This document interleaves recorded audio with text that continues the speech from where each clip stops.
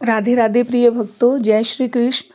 आज मैं प्रेम सागर का पहला अध्याय आपको सुनाने जा रही हूँ। श्री शुकदेव जी का राजा परीक्षित को कथा सुनाना। महाभारत के अंत में जब श्री कृष्ण अंतर्ध्यान हुए तो पांडव अत्यंत दुखी हो गए और हस्तिनापुर का राज परीक्षित को दे हिमालय गलने को चले गए और राजा परीक्षित सब देश जीत धर्मराज करने लगे। कितने एक दिन पीछे एक दिन राजा परीक्षित आखेट को गए। वहां देखा तो एक गाय और बैल दौड़े चले आते हैं। दिन के पीछे मूसल हाथ में लिए एक शूद्र मारता आता है। जब वे पास पहुंचे तो राजा ने शूद्र को बुलाए, दुख पाए, झुंझलाए, कहा, अरे तू कौन है, अपना बखान कर। जो मारता है गायों और बैल को जानकर। क्या अर्जुन को तैने दूर गया जाना, जिससे उसका धर्म नहीं पहचाना। सुन, पांडु के कुल में ऐसा किसी को न पावेगा कि जिसके सोही कोई दीन को सतावेगा। इतना कह राजा ने खड्ग हाथ में लिया और वह देखकर डर कर खड़ा हुआ।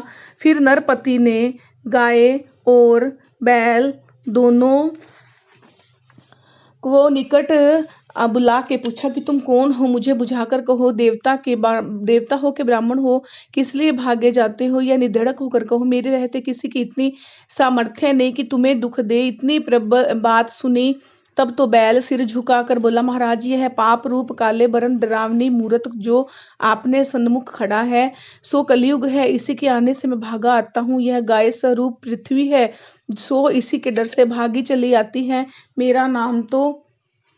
मेरा नाम है धर्म, 4 पांव रखता हूँ, तप, सत्य, दया और सोच। सतयुग में मेरे चरण 20 थे, त्रेता में 16, द्वापर में 12, अब कलयुग में 4 बिस्वे रहे। इसीलिए कली के बीच में मैं चल नहीं सकता। धरती बोली, धर्मावतार, मुझसे भी इस युग में रहा नहीं जाता, क्योंकि शूद्र राजा हो, अधिक अधर्म मेरे पर करेंगे, तिनका बोझ मैं न सह पाऊंगी। इस भय से मैं भी भागती हूँ।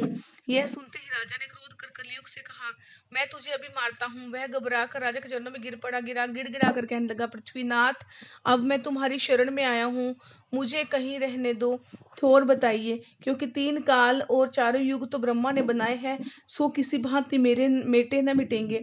इतना वचन सुनते ही राजा परीक्षित ने कलयुग से कहा कि तुम इतनी ठोर ठहरो, जुए, झूठ, मद की हाट, वेश्या के घर, हत्या, चोरी और सोने में। यह सुन कली ने तो अपना स्थान को प्रस्थान किया और राजा ने अपने धर्म को मन में रख लिया। पृथ्वी अपने रूप में मिल गई। फिर राजा नगर में आए और धर्मराज से कहने लगे, कितने एक दिन बीते, फिर एक समय आखेट को गए।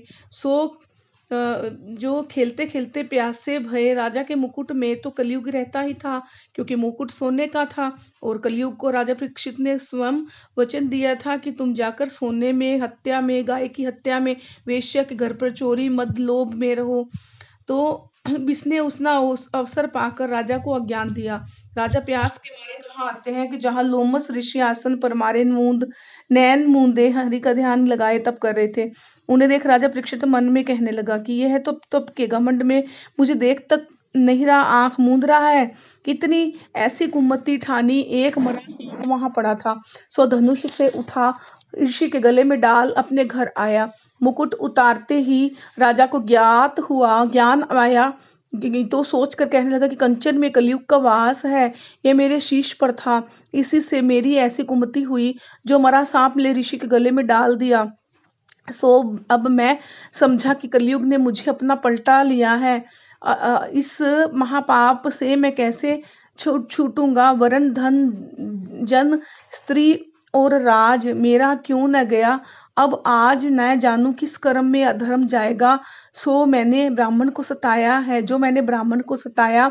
यह राजा परीक्षित तो यहाँ इस अथाह सोच सागर में डूब रहे थे, और वहां लोमस ऋषि थे, तहां कितने एक लड़के खेलते हुए जा निकले। मरा सांप उनके गले में देख अचंभे रहे और घबराकर आपस में कहने लगे कि भाई, कोई तो पुत्र से जाकर कह दे, सो उपवन में कोशी की नदी के तीर ऋषियों के बालकों में खेलता है। एक सुनते ही दौड़ा वहीं गया, और श्रृंगी ऋषि छोकरों के साथ खेलता रहा था।